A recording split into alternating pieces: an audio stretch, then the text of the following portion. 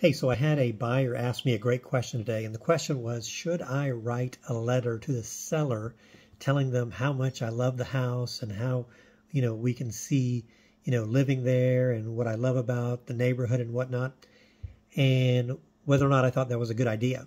And the reality is it really depends. It depends on a few things. First of all, what you include in the letter can be a touchy subject having to do with fair housing and whatnot. But beyond that, is it always a great idea for a buyer to put a letter like that together? The reality is it depends. So let me give you an example. So let's say that the house has been on the market for 30 days, 45 days, or even longer, over 60 days. And there's no offers on this house. And it's possibly overpriced, right? So should that buyer write this mushy letter telling them how much they love the house? I would say probably not. And the reason why is that seller is probably motivated enough.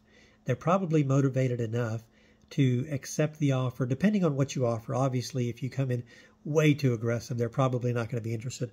But if you come in reasonably, with a good asking price and terms, they're probably going to go forward. And the reason why I wouldn't write the letter is because we don't want to show them that we're way too anxious, which may come to bite us later on when we may be able to negotiate some repairs or future concessions or even renegotiate depending on the inspection as well.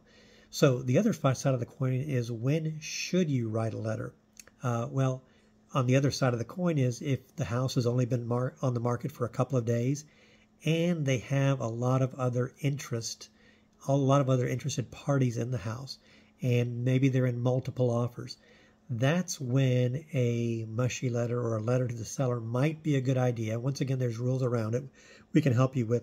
But putting a letter like that together all the time and sending it to every seller, not always a good idea. You want to pick your battles and pick your timing when you're looking for favorable treatment. Hopefully that makes sense. We'll talk soon.